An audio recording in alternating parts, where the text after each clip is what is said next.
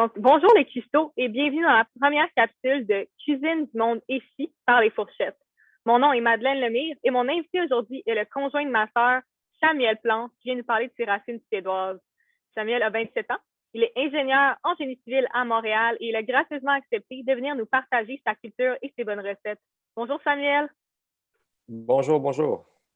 Alors, j'aimerais commencer par en apprendre un petit peu plus sur ta relation avec la Suède. Pourquoi ta mère, qui est d'origine suédoise, a-t-elle décidé d'immigrer au Québec? Dans le fond, ma mère elle étudiait en génie forestier en Suède et était venue ici. Elle avait un stage à Fort-Coulonge avec le ministère des Ressources naturelles du Québec. Okay. Et puis, c'est là qu'elle a rencontré mon père, justement, à Gatineau, durant une soirée dans un bar. Ariane prépare en ce moment, en cuisine, une recette que Samuel m'a recommandée, le cannelle bulleur.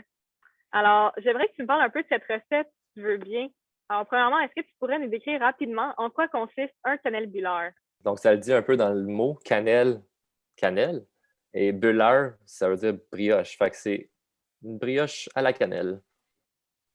Et c'est ça, les particularités de cette recette-là, comparée aux brioches plus traditionnelles américaines, au lieu d'utiliser de la poudre à pâte pour faire gonfler le pain, c'est des levures. Est-ce qu'il y a un goût significatif qui fait que tu reconnais vraiment le cannelle bulleur? Donc, il dit vraiment que je mange en ce moment, c'est un bulleur, c'est pas une brioche à la cannelle américaine. C'est plus un pain qu'un dessert, je vous dirais. D'après toi, quelle est la pire erreur que les gens font habituellement en préparant la recette, même avec les instructions?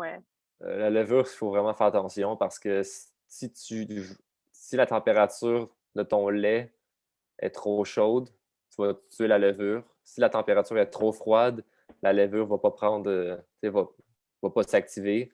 S'il n'y a pas assez de sucre, la levure va pas s'activer non plus. Donc, c'est vraiment au niveau de la levure que les gens, normalement, c'est fail or pass. Tu arrives à ce moment-là, si ta levure elle fonctionne pas, ben après ça, tes brioches vont pas lever.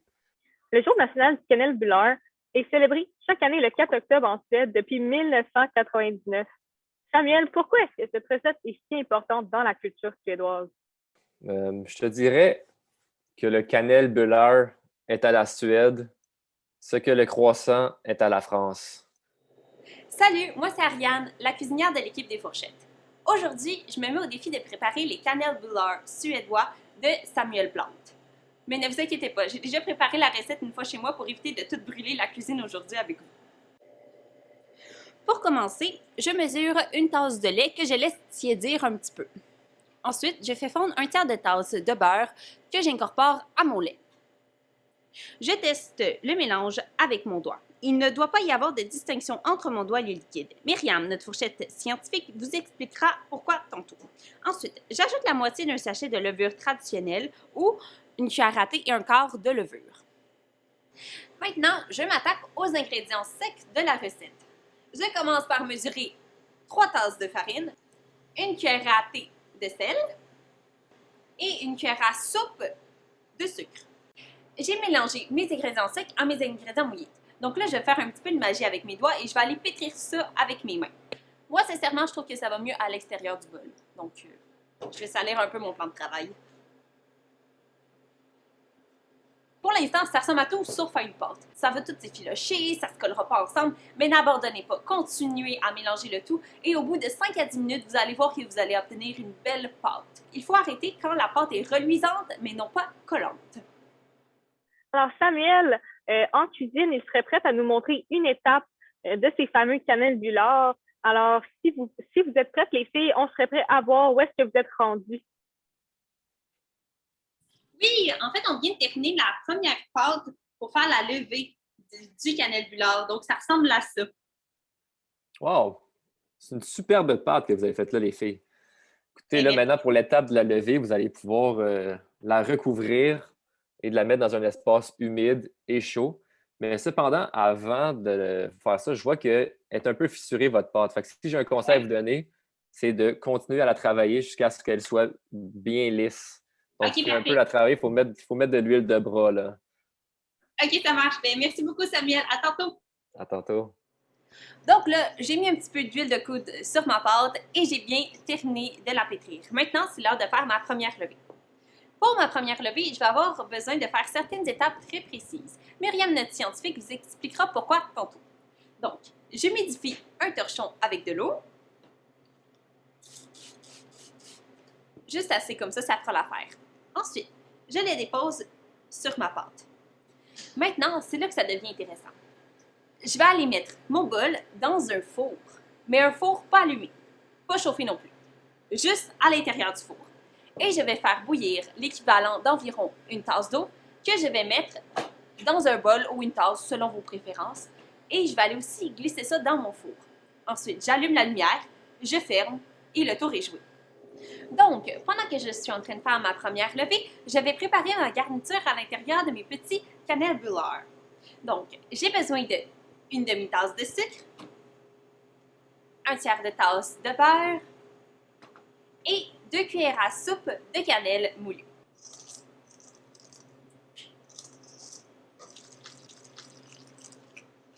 Et le tour est joué. Bonjour Samuel! Donc, on voulait vous montrer notre pâte une fois qu'elle a gonflé. Oh! Donc, elle a quand même pas mal gonflé. Nous, on a fait en fait la demi-recette pour vous donner environ une vingtaine de cannelle brûleur. Comme ça en fait pas trop pour nos auditeurs. Ouais, non, c'est super beau. En effet, je vois que vous avez une bonne quantité de pâte. Fait que même pour une demi-recette, ça semble super bien. OK, ben merci beaucoup. Là. À tantôt! Donc, je mets ma pâte qui a gonflé sur mon plan de travail et je vais commencer à la rouler pour faire des sortes de petites galettes très minces d'environ 5 mm, rectangulaires parce que après ça, je vais les rouler. Donc, je m'y mets. Je sépare ma pâte en deux et je vais commencer à la rouler bien comme il faut avec un rouleau à pâte. Si vous n'avez pas de rouleau à pâte à la maison, vous pouvez toujours utiliser un verre. Donc, j'ai terminé de rouler ma pâte et maintenant, je vais être prête à ajouter ma garniture. Il faut bien faire attention à en mettre partout sur la pâte. De cette façon, chaque bouchée va être délicieuse. Maintenant, je suis rendue à rouler mes cannelles brûleurs. Donc, je les roule bien serrées. Et voilà, et de un. Est-ce que je peux aussi te présenter ma recette? Ben oui. Ce que Charlotte est en train d'en faire en ce moment. Donc, en même temps que l'entrevue se faisait, ma conjointe adorée a décidé, elle aussi, ce matin, de faire la recette de brioche. Donc, elle est quand même rapide. Et puis, on est rendu à l'étape de rouler et de découper les brioches. Donc, je vous présente le rouleau que j'ai ici avec moi. Donc, le rouleau de pâte qui est assez épais.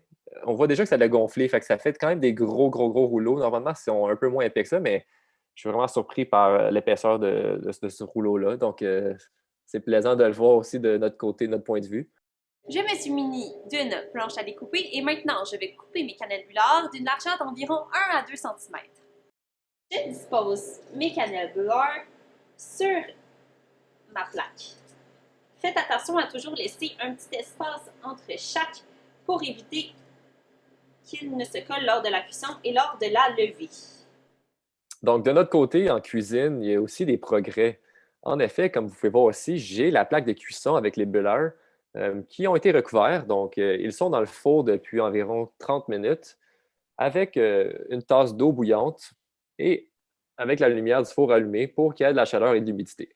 Donc, voici nos brûleurs qui ont quand même gonflé, qui sont assez corpulents et on les trouve super beaux. On a bien hâte de les faire cuire. Si vous n'avez pas envie de faire votre deuxième levée de cannelle brûleur tout de suite, vous pouvez toujours prendre votre préparation déjà faite et toute roulée et la mettre dans le frigo, la ressortir le lendemain et poursuivre votre deuxième levée. Donc, pendant que l'on patiente pour la levée de nos cannelles brûleurs, allons voir Myriam qui va nous parler un peu plus du côté scientifique de notre recette. Bonjour, mon nom est Léna et je suis la fourchette scientifique. Vous êtes-vous déjà demandé ce qui se passe durant la levée de la pâte? On appelle fermentation planaire la fermentation alcoolique qui se produit lorsque le sucre dans la farine se transforme en CO2 et en alcool. Cette réaction chimique est présente dans les recettes pâtissières, comme notre recette d'aujourd'hui. Laissez-moi vous expliquer la science derrière tout ça avec 3 schémas bien simples. La levée de la pâte ne pourrait se faire sans levure. Il existe plusieurs genres, mais celle utilisée dans la modification d'aliments est la levure de boulanger. Ces micro-organismes se nourrissent du sucre présent dans leur environnement pour se fournir en énergie. Lors de la réaction de fermentation, la levure fermente d'abord les sucres naturellement présents dans la farine et, dans notre cas, dans les ingrédients ajoutés. Ensuite, celle-ci fermente le sucre de la farine, appelé maltose. C'est grâce à l'amylase et la maltase, deux enzymes présentes dans la farine, que l'amidon, aussi présent dans cet ingrédient, est dégradé en maltose et puis en glucose, la forme la plus simple du sucre. Une fois que le glucose est obtenu, la fermentation peut débuter. Les produits de la réaction de fermentation par la levure sont le gaz carbonique, qui donne le volume et l'aspect alvéolé au pain, et l'alcool, qui sera évaporé lors de la cuisson.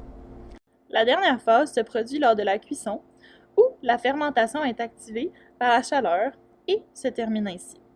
Lors de cette étape, il est important de ne pas dépasser les 30 degrés Celsius, car cela ferait mourir les micro-organismes, ce qui annulerait l'effet de la levure. Voilà pourquoi le secret pour faire lever une pâte est d'allumer la lumière du four pour avoir une chaleur constante et minime et d'y placer un bol d'eau bouillante pour garder l'humidité du four. C'est tout pour ma part aujourd'hui. À la prochaine! Ça fait environ 1 heure que mes cannelles brûleurs reposent. Allons voir de quoi ils ont l'air. Wow! Avez-vous vu comme ils ont grossi? J'ai séparé le jaune de mon œuf et maintenant je vais aller le mettre sur mes cannelles brûleurs pour qu'elles dorent bien au four. Maintenant, je rajoute un petit peu de sucre perlé. Si vous voulez mettre du petit sucre plus fin, ça fonctionne aussi bien également. Maintenant que toutes ces étapes sont complétées, je peux aller enfourner mes cannelles brûleurs à 450 degrés Fahrenheit dans un four pendant 10 à 12 minutes ou jusqu'à ce qu'ils soient légèrement dorés. Comme vous pouvez le voir, mes cannelles brûleurs ont fini de cuire. Maintenant, vous êtes aussi prêts que moi à pouvoir les déguster. Samuel, j'ai mot de la cuisine que les filles ont fini ces fameux cannelles brûleurs. Donc, si ça ne te dérange pas, on pourra aller voir le résultat final, donner tes commentaires. Quand vous êtes prêtes, les filles, on serait prêts à voir votre délice. Donc, ça ressemble à ça. Les filles en cuisine se sont amusées à faire une belle petite présentation, là, mais ça a l'air vraiment très bon. Wow. Superbe, en effet. La couleur est bonne. Il faut juste qu'il soit un peu rôti, un peu grillé. Et puis, c'est une super belle présentation que vous avez faite, les filles. Bravo. Bien, merci beaucoup. Là. Bye bye! Merci beaucoup d'avoir pris le temps de cuisiner ça avec nous aujourd'hui. C'était bien agréable. On se sentait un petit peu ensemble, je trouve. Malgré la distance. Exactement. Ah! Le produit final de notre côté est prêt et je suis prêt à vous le présenter. Le voici. Voici nos belles brioches. Wow! Absolument magnifique. Oh! Oh mon Dieu! Oh non! J'aimerais maintenant discuter avec toi des caractéristiques culturelles de la Suède en tant que pays. Quelles sont les fêtes les plus pratiquées en Suède? Il y a le Midsummer. Il y a la fête de Noël, évidemment, qui est pratiquée en Suède, et la fête de Santa Lucia. Est-ce que tu en as parlé plus tôt? Est-ce que tu pourrais nous décrire les traditions en lien avec la fête de Midsommar? C'est une fête qui est fêtée une fois par année, soit au solstice d'été, soit la plus longue journée de l'été, qui est le 24 juin, si je ne me trompe pas. Donc, en Suède, cette journée-là, il fait clair toute la nuit. Donc, le principe de la fête, c'est qu'en après-midi, les gens se retrouvent, ils font un pique-nique, ils mettent en place une croix sur laquelle il va y avoir des fleurs et des feuilles. Et puis là, il va y avoir des danses. Les Suédois, dans beaucoup de leurs fêtes, ils vont danser. Là. Fait que là, ils vont danser autour de la croix. Donc, ça, c'est une partie de la fête. Et puis, les célibataires, durant cette journée-là, vont recueillir 7 fleurs différentes sauvages. Donc, ils vont aller dans la forêt, ils vont recueillir 7 fleurs sauvages. Ils vont la mettre sous leur oreiller. Et puis, ça va leur donner de la chance pour trouver un conjoint ou une conjointe. Là. Est-ce qu'il y a une fête que tu trouves particulièrement spéciale en Suède? Il y a aussi la fête de Pâques qui est célébrée différemment en Suède qu'ici au Québec. En effet, ce n'est pas une fête religieuse, comme ici, mais bien une célébration des sorcières en Suède. Donc, la journée de Pâques, les enfants se déguisent en sorcières avec un balai de sorcières sur lequel ils collent un chat. Donc, sur le derrière du balai, il y a un chat et sur le devant, il y a un seau. Et puis, là, ils vont faire du porte-à-porte en échangeant des cartes de Pâques qu'ils ont préparées à l'avance contre de l'argent, des bonbons, des pommes ou tout autre objet que leurs voisins sont prêts à leur donner. Traditionnellement, c'est ça. En Suède, ils ne fêtent pas la fête de l'Halloween. Donc, ma mère, quand elle était jeune, elle ne fêtait pas l'Halloween. Donc, ça remplace un peu la fête de l'Halloween. Alors, pour terminer cette entrevue en beauté, je me demandais si tu pourrais nous apprendre un mot en suédois. Comment dire bon appétit? Bien sûr, smaklig måltid. Merci beaucoup, Samuel. Et sur ça, je te dis, Edo! Edo, Mado.